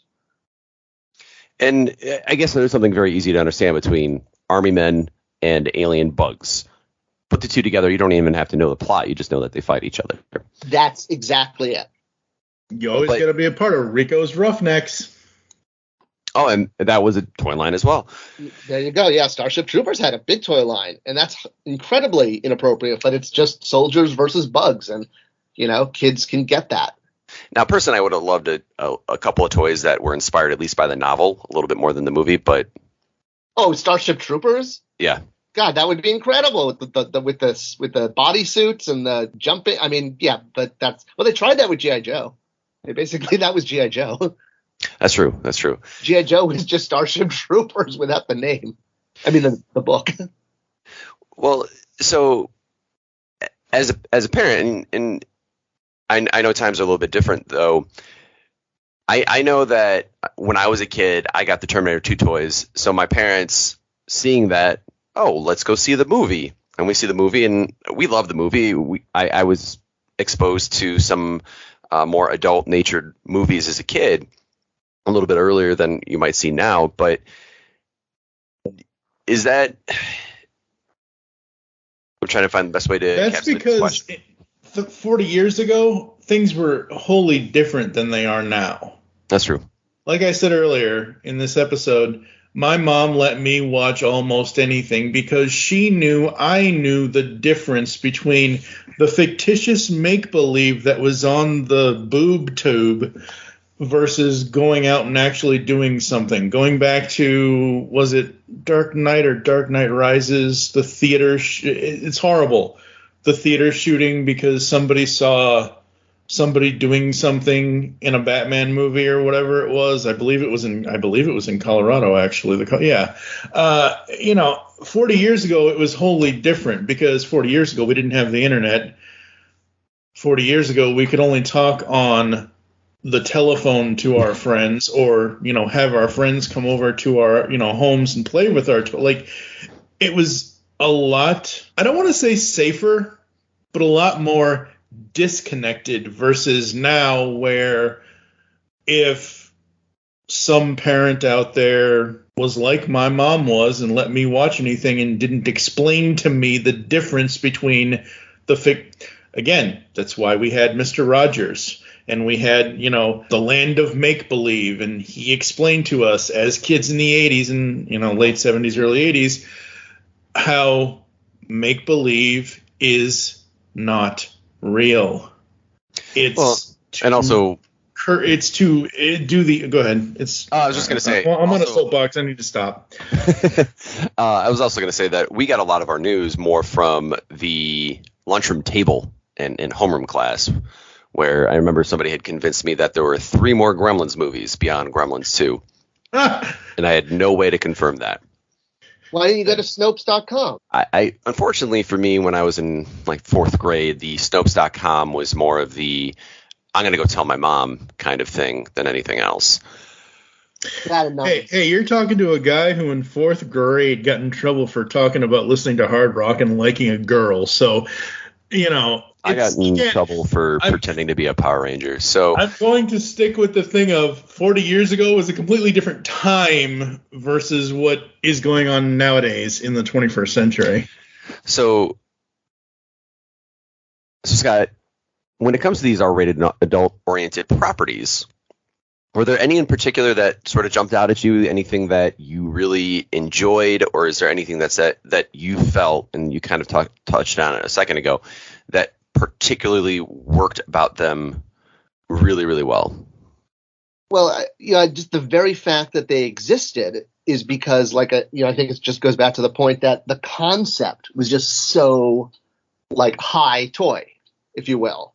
Robot cop, space soldiers versus bugs, that, it doesn't need the content. It's a good enough concept on its own, or it wouldn't exist. It wouldn't have worked. Are there any other classic 80s or 90s movies? Again, I'm an 80s and 90s kid. That's where a lot of this is coming from. Are there any that did not have toy lines that you would have actually liked to have seen? Blade Runner is on my list. Back to the Future? Oh, yeah. That, I always wondered why that didn't get a toy line. Well, it wouldn't today. That is a good question. Why it didn't get even just a basic toy line? I wonder if it was a likeness thing or something. So everyone thought it was going to bomb. Nobody thought it was going to be. I mean, come on. Even have you ever watched the pitch meeting, the YouTube channel? Oh, where it's the guy who kind of talks back and forth between himself. Yeah. Go watch the one on Back to the Future, and it actually references the original comedian that did this bit, which actually inspired his channel, because it was a whole bit. And I'm sorry, I can't remember the comedian's name, but it's when he does the Back to the Future episode, he talks about it because it influenced his whole channel. And it's just about how in the world do you pitch Back to the Future to a studio? Okay, so this kid goes back in time and his mom falls in love with him and they start making out in their car. And then it's like, what? Like, this movie is who in the world would ever greenlight this thing? Once they tied in the DeLorean, I think that's where it came from. Just easy product placement. Yeah, you put a car that can time travel, or you put a car that can talk and turbo boost, there's going to be toy lines from it. Was it though initially a refrigerator? Wasn't it supposed to be a refrigerator at first? It was supposed to be this giant. It was a time-traveling refrigerator, I think. Yeah, I don't want to say, heaven forbid. No, you're right. That's what the Indiana Jones thing actually designed to be a reference to that. Yeah, I was going to say, I don't want to necessarily come down on all of the Whovians that may be listening to this, but basically Doc Brown was a Doctor Who fan because he wanted to have a TARDIS. We just don't want those kids going into refrigerators, though. So, last question on this topic. So, of all those lines, let's say you are put as the brand manager on any of them, one that stuck out to you the most. Is there anything of the one that you would pick, something that you would change, something you would improve? Is there anything that you would continue to do because it worked really well? If you could have your dream 80s and 90s toy property to pick from, what would it be? I mean, are you talking about specifically the R-rated ones, or just any? Yes. Yes. R-rated or more adult-natured properties. I think you could Starship Troopers. Well, I mean, Aliens is basically the same thing. I mean, it's like why Walmart has a great little kid Aliens line right now. I mean, with Space Marines, it's like that line. Absolutely, I get why it's evergreen. I mean, I would have loved to do more Robin Hood, Prince of Thieves. I mean, it only had one wave, but it's because only one wave sold. You needed more role play, I think, to sell better. It's much more like there's lines like, Back to the Future or Goonies, and I'm like, why wasn't there a toy line? But yeah, no, I can't say that's really something that I've pondered too much. So I know that Robin Hood, Prince of Thieves actually had a second series planned, and there's a lot of movie lines that have a second series planned, but it never hits. At what point in production is it usually decided that, hey, we're not going to move forward on this second series? Is it when the movie starts to fail, or is it in the ordering process? Do you have any insight on that? Yeah, it's basically the moment. It's the opening night of the movie. Wow. So just how it produces that first night is going to determine if there are more toys put out. But because the toy making cycle is almost 3 years, you have to have the next waves ready to go, assuming, you're basically betting on the movie being a hit. Are there ever situations where the line is already in production, but a movie fails, and then you just have all these toys sitting around that nobody's going to buy? Well, usually all the time, essentially. I mean, that happened a ton with the Star Wars Episode 7, and you saw, how much that product was going to Ollie's and Big Lots and Pick 5. I mean, every time you see product at Pick 5, that's because it's product that was manufactured based on a bet that a movie was going to do well and didn't, and now there's too much product. Happens all the time. Every time you see a product at Discount Channel, that's it. And I've heard stories, and I'm adding extra questions to my line of questioning here, but I've heard stories of product from different lines never being sold in the States, being sent to South America, being sent to Europe to sort of dump off some of that extra product. Do you have any knowledge of that ever happening? Oh, I mean, yeah, it happened, and more so happened back in the 80s and 90s, and there's great examples like the Giants from the Masters of the Universe line, or Yak Face from Power of the Force 1. And it's basically because most other markets are a year to 2 years behind the U.S. So a line that's done in the United States still has viability outside of the U.S. because maybe the entertainment hasn't gotten there yet.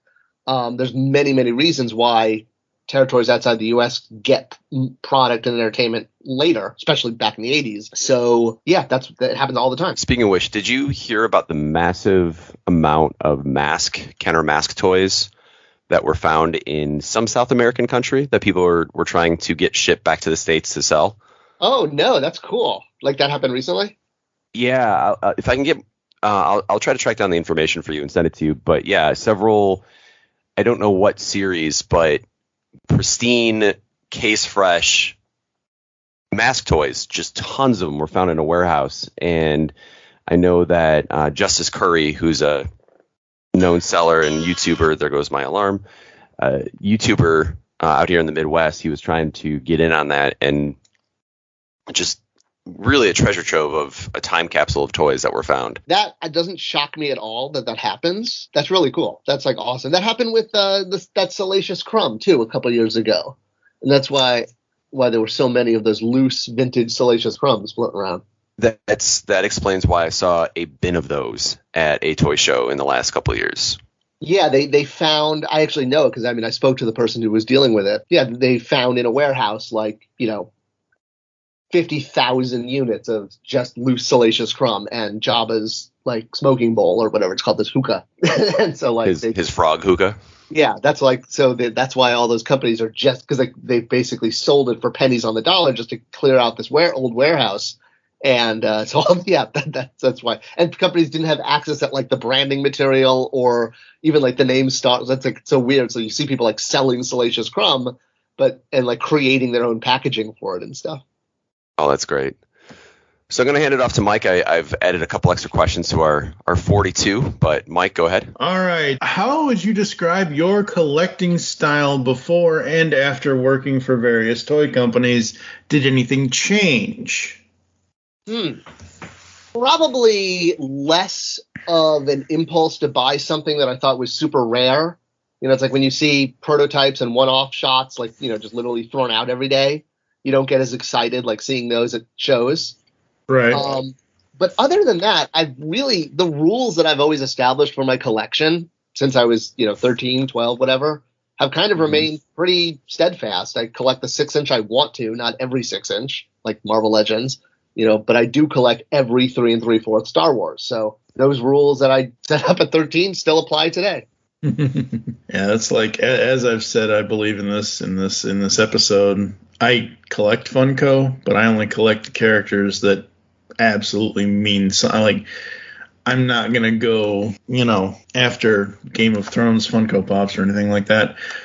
Do you have a my parents got rid of my toys story? Much more, my parents made me take all my toys out of their house, like every single one. I wasn't to leave a thing. Which was great because I was able to rescue a lot of stuff. Like I had my original Millennium Falcon and AT-AT and Dagobah playset and, most of my Star Wars toys from as a kid.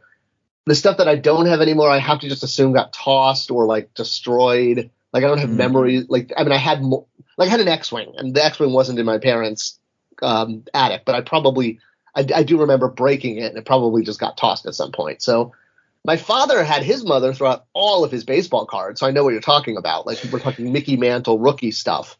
But no, luckily, I was able to get all my stuff. So similar story to baseball stuff getting thrown out. My dad was the bat boy for the Cubs in 1968 and 1969 when Randy Hundley, Ernie Banks, Ron Santos, some really well-known Chicago Cubs players were on there. And he had gone off to, I believe, boot camp for the Navy. I'm not sure exactly what it was, but my grandmother took all of the equipment that he had either signed or just left over actual used equipment from these athletes and just gave it out to the neighborhood kids or threw it out. And he found out when he got back. So he lost all of this stuff that would be one-of-a-kind collectibles right now. He still has, I think, 2 or 3 bats, but that's about it. Jeez. Wow. Okay, so this question basically means it does not exist. There are no plans. There's no secret stock. There's no warehouse in India that might have this. What is something that does not have a toy of it you'd love to have in toy form? Let's see. I almost got to look at my. I keep. Let's see. Because it's funny. Most of this stuff gets scratched off as years go by. Right. I had Firefly on the list for the longest time, and then Funko made Firefly toys. Yep. I'm actually trying to find the list, but it's going to be more difficult. Oh wait, I love the movie Hudson Hawk. It's a terrible 80s movie, but it's awesome. I would love toys from that. We just got Princess Bride toys from McFarlane. I never thought that was going to happen, so I'm excited those are coming. It's fun because so many of them, Back to the Future, Ghostbusters, all these things that were on my list have basically gotten made in the last few years. Really, I think one of the odder ones that's almost obvious is I would love Marvel Legends-esque, 6-inch super articulated figures of literary heroes, like the Count of Monte Cristo and Robin Hood and Three Musketeers and Captain Ahab, and I think that would be really cool. And that doesn't cost anything. Because they're all public domain. Unless Captain Ahab is going to come sue you, I think you're pretty safe. Yeah, it's funny you say that and you say Three Musketeers, because all I can think of is 1993, almost 30 years ago, Tim Curry as Cardinal Richelieu in the Disney movie. I could just see a toy of that right now. Oh, Lord. Was there ever a moment where you were done with toys? Have you ever considered stopping being a collector or even selling your whole collection? I didn't get to the point of selling my collection, but yes, there was a very specific moment. I know exactly what it is. It was right before Episode 1 came out, and Power of the Force 2, which was kind of ending, they had the flashback photo and then Comtac figures that were like a preview of what we were going to get with Episode 1. And there was a C-3PO figure that came out with Aunt Beru, and it was desert-worn or shop-worn C-3PO, where he had a chunk of sand on his shoulder, and he looked like he'd been walking around Tatooine or the Dune planet or something. Mm-hmm. And I felt like that figure was so close to C-3POs we already had that I was like, this is ridiculous. I'm done. I can't, we're not getting anything original. They've done everything. They even did Aunt Beru. Now we're just getting repeats. Obviously, years later, repeats are accepted as a normal part of collecting Star Wars. But I remember that figure made me go, nope, I'm done. They're just totally gouging me at this point. Screw this. And then a few weeks went by and I bought it. That's again, you look at something like Star Wars and you have, I'm going to say the three main characters in Luke, Han, and Leia of... Luke has the Bespin outfit, Luke has the Hoth outfit, Luke has the Jedi outfit, Luke now has the Mandalorian glow-in-the-dark outfit, kind of there's an outfit for almost, so again, repaints and redos and whatever, that's a whole big business. And especially with a new hat. Yeah. With the Simpsons joke. Oh. Sorry, I'll go back in the corner. You're up, Josh. 37 in a row. Alrighty. So, Scott, you are... 37? Yes, you are 37. So, Scott, you are very fortunate to be working with your wife as part of Spectre Creative. So, that's sort of the business side of things, but how does your wife deal with, or how has she dealt with your overall physical collection? By not letting me make Clerks references. Essentially, she's been awesome. She basically, we're blessed enough that we have a multi-bedroom house in North Carolina, which is in California. We have nothing.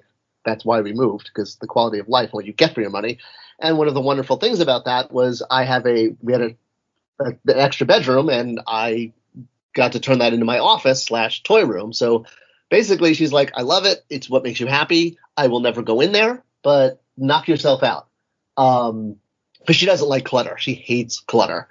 She does put up with a few other things because I've got a few figures scattered around the house. I have a Swedish chef in the spice cabinet and my clear Spirit of King Grayskull in her china cabinet. But her brothers were both comic nerds growing up, made her, every time they would pass she was a little sister to two older brothers.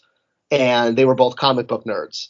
So that's what she like she's used to that. If they made her go to, if they were driving and they'd pass a comic book store, you had to stop. So and also because I think a big thing was the fact that I was doing this professionally. When the first time she came to my apartment when we were dating, and I had put a lot of stuff away, but there were some toys out, and I had a Lord of the Rings Narsil prop replica mounted to my wall, which I now have in my office. I'm looking at it, but it was in my living room at the time because I was a bachelor. Like, she took a look at that and was like, "Oh my God, he's got a giant broadsword." But I explained what it was, and then she's like, "Got it." So life moved on.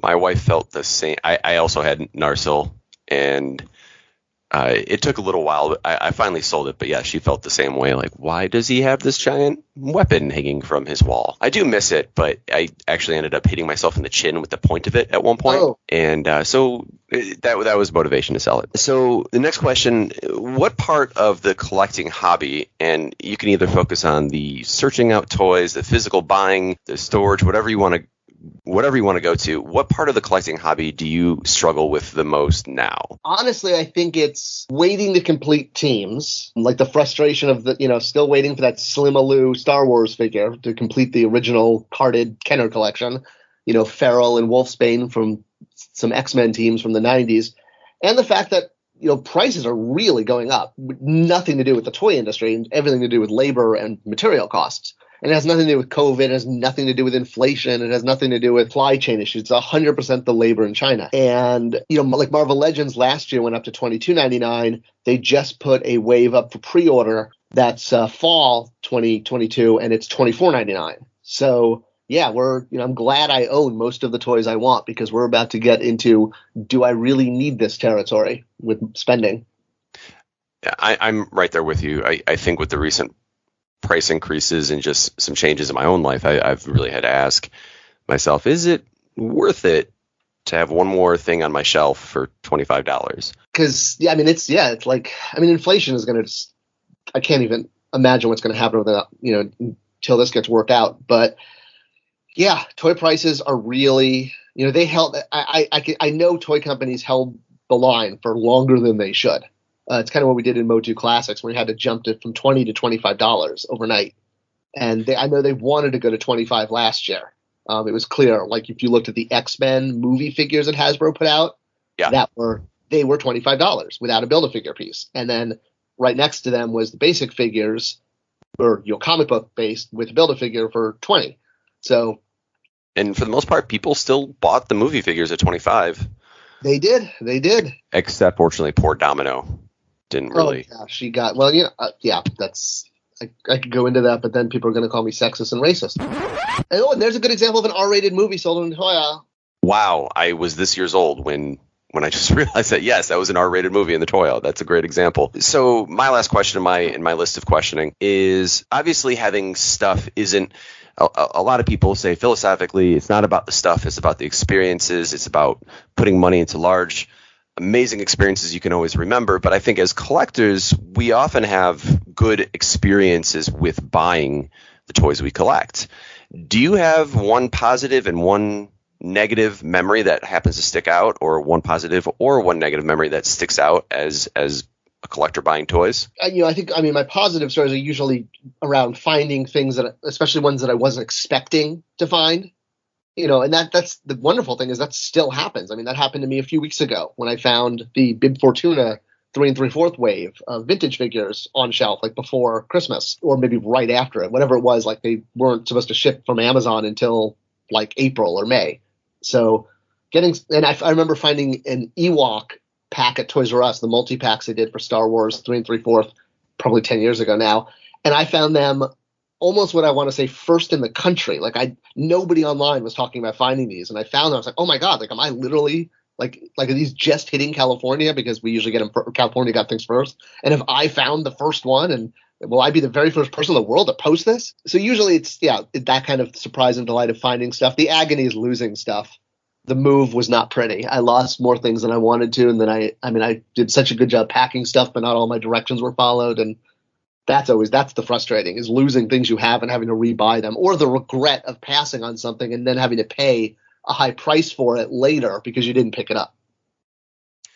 And that's always, that right there is always a hard thing, especially when you're trying to be more budget conscious or a little bit more savvy in buying things, because we know as collectors, if you see it there and you know it's a hot item, that might be the one and only time you ever see it.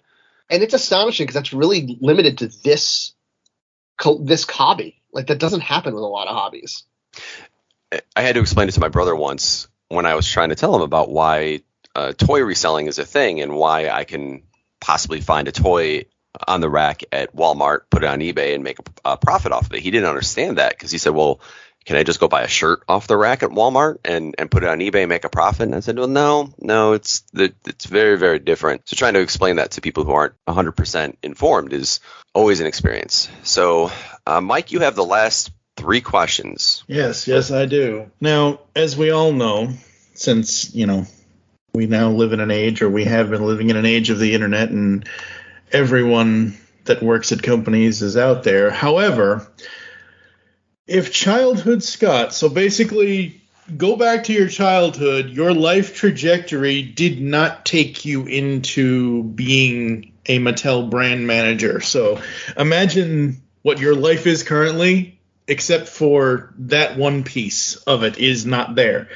What would childhood Scott want to create? If he could create any toy or toy line, the company, whatever company it is, basically gives you the keys to the kingdom. You can do whatever you want. What would you do? And how would that compare to what you have actually created in the current timeline that you were the brand manager at Mattel? I mean, it would be if I'm talking to 6-year-old Scott, it would be a flip between working on Star Wars 3 3/4 toys and working on He-Man. Those were like the 2 lines I loved the most and that I had the most ideas of how I would bring to market. So, yeah, like I've said, getting to work on classics literally was a dream job. I mean, this wasn't just like, oh, it's really cool, I get to work on He-Man. Like, no, this is something I would think about as a kid, what it would be like to work on He-Man toys. So I feel very grateful, so grateful for the experiences I've had. Awesome. What is one piece of advice you would give the toy collecting fandom in general? You talking about the adult collectors? Yes. Remember how small we are as a population, and that the internet has a way of making us sound larger, or, bigger than we are numerous. The statistical way I have it is that when I was working at Mattel and we were trying to figure out how many people were posting on a very specific He-Man message board that had thousands and thousands of posts per month, and I had Mattel Analytics review a month's worth of posts and found that it was only like 29 individual posters posting thousands of posts. The internet creates this reverse mirror that makes us think that there's more of us, that we're more powerful than we are. Not that we aren't, we shouldn't be appreciated as consumers. I'm not saying that. I'm just saying you have to, we think that there's a lot more of us than there are, basically. Yeah. On the flip side of that, what is advice you would give to kids who enjoy toys? Get off screens, play with toys you enjoy. Tell your parents what you like. I mean, kids don't, it's funny because you don't have these kind of conversations with them, but it's more with parents. But play is so important, especially outdoor play. And, having action figures and dolls to play out, fantasies of being a parent or being a warrior or being whatever is so, so important. And screens do not replace that. And brains need to be nourished, and play does that. So play. Go play with toys. Go play outside. Go jump. Go throw a ball. Get off your screens. That's right. We're going to take a quick break, folks. You're going to hear some ads and some other stuff, and we're going to come back to talk about Spectre Creative with Scott, and then close it out after this. One of the primary themes of Toycast is that we focus on times past. We are who we are today because of the nostalgic memories and experiences from our childhood. Obviously, we wouldn't be doing this podcast if it weren't for the toys that make us so addicted to nostalgia. Times Past Collectibles in Chicago, Illinois is your primary go-to collectibles store to reclaim the toys that drove those memories and experiences. Specializing investing in action figures from all of your favorite toy lines like Star Wars, G.I. Joe, He-Man, Transformers, Silverhawks, Ghostbusters, TMNT, Mask, and more, get your dose of nostalgia with a shop run by collectors for collectors. Whether you are looking for loose G.I. Joe Ice Cream Soldier, a packaged Leonardo, recent Star Wars Black Series figures, or an AFA-graded Boba Fett, Times Past Collectibles is bringing you back to your childhood. Visit the shop at 1450 North Ashland Ave in Chicago, just 2 blocks south of Ashland and North Ave. Call the shop at 847-830-1031 or email timespastcollectibles1982@gmail.com. You can also find them on Facebook. Just search Times Past Collectibles because, folks, it's past time that you get your collectibles. Discover a world of vintage and modern toys that's more than meets the eye with the Triple Takeover Toycast. Hosted by toy writers and photographers Toybox Soapbox, 6O, and TF Square 1, this informal and chilled out series of discussions cover everything from vintage Transformers to Mask, Diaclone, Microman, and more, be it nostalgic or current. Whether you're a seasoned collector or a casual robot enthusiast, all are welcome. Triple Takeover Toycast. So let's say you're looking for a podcast of your favorite 80s comic books, G.I. Joe, Transformers, Ninja Turtles, He-Man, etc. Where are you going to go to find us?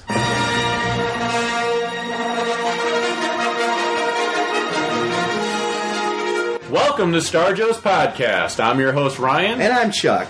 That's right, everybody. We're the Star Joes. We host a podcast called Star Joe's Podcast, where we talk about your favorite comic books, your favorite toys of all the 80s properties. Star Wars, G.I. Joe, Transformers, Mask, Thundercats, Voltron, you name it, we cover it. If it's in the 80s, we'll cover it at some point. Yes, so what you want to do to find us, you can go to iTunes, you can go to www.starjoes.com. And remember, the Force will be with you. Because knowing us is half the battle.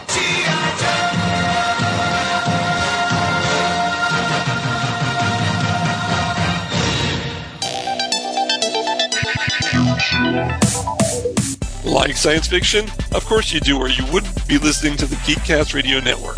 Well, the Mark Who 42's Universe podcast is an award-winning sci-fi radio show that's been around for over 10 years.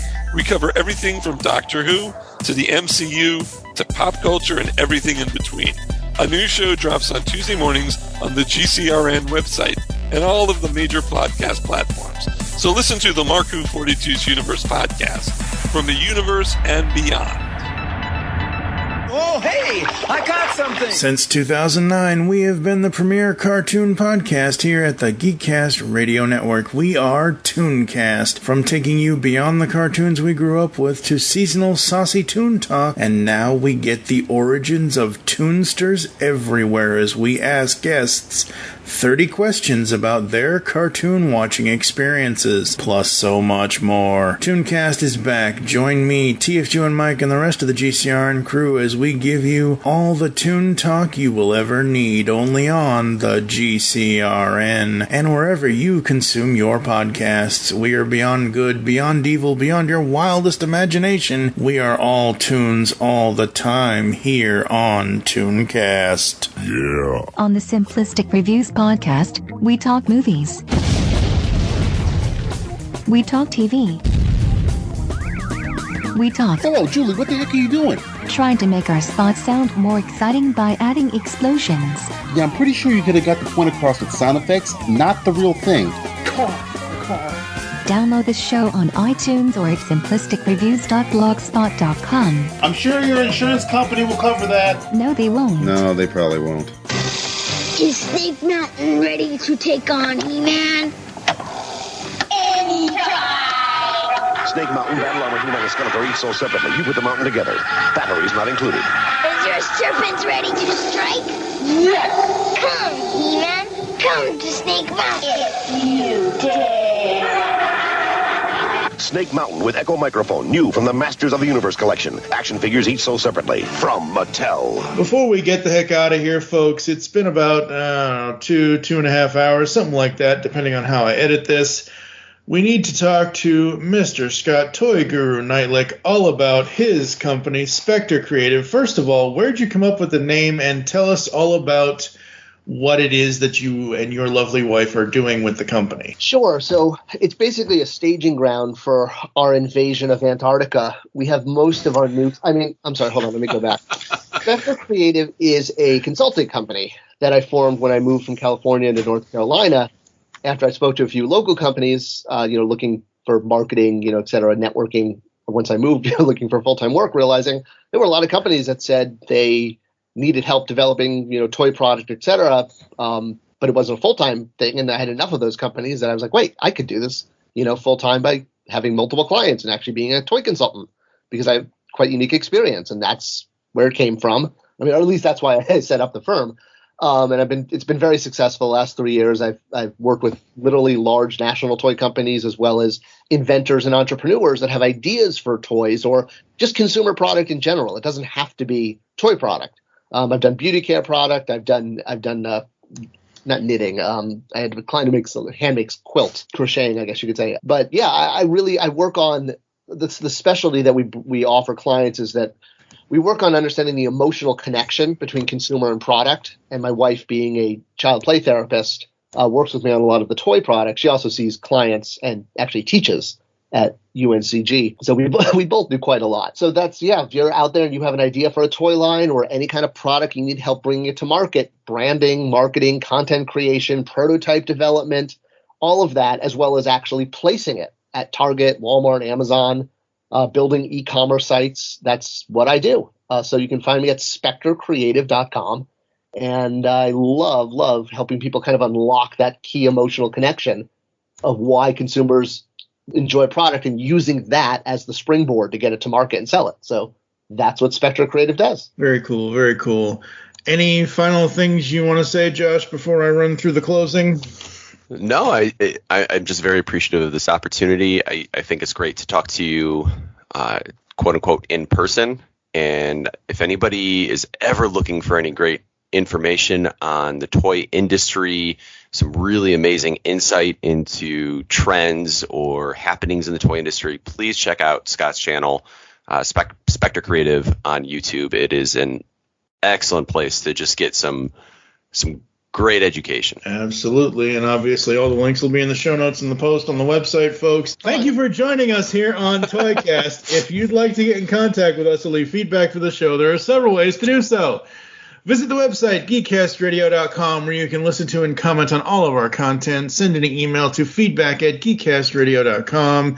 Here are all the ways you can listen to us nowadays: Apple and Google Podcasts, Spotify, and of course, anywhere else you listen to podcasts. Follow us on Twitter at Geekcast Radio for the network, at TFToycast is for the show. I'm at TFG and Mike. Josh, what is your Twitter? I think I'm still at Floodburger. No, it's Floorburger553. Yeah. Oh, yeah, I keep forgetting. Scott, what is your Twitter if you use it? Spectre Creative. Everything is Spectre Creative. All right. Become a fan on Facebook. Go to facebook.com/Geekcast Radio Network. You can also search out TF Toycast over there as well. For now, I am TFG and Mike with Floorburger, who's not paying attention. Floorburger's here. Hello. And me, Scott Toyguru Neitlich. I'm sorry, I didn't realize I was supposed to say that. Hi, I'm here. Ladies and gentlemen, it is 2022, and we are all losing our minds over the increase of toys because of labor versus the actual crappy plastics Transformers is going to be using. Anyway, it is what it is. Join us next time when we'll be talking more toys here on Toycast.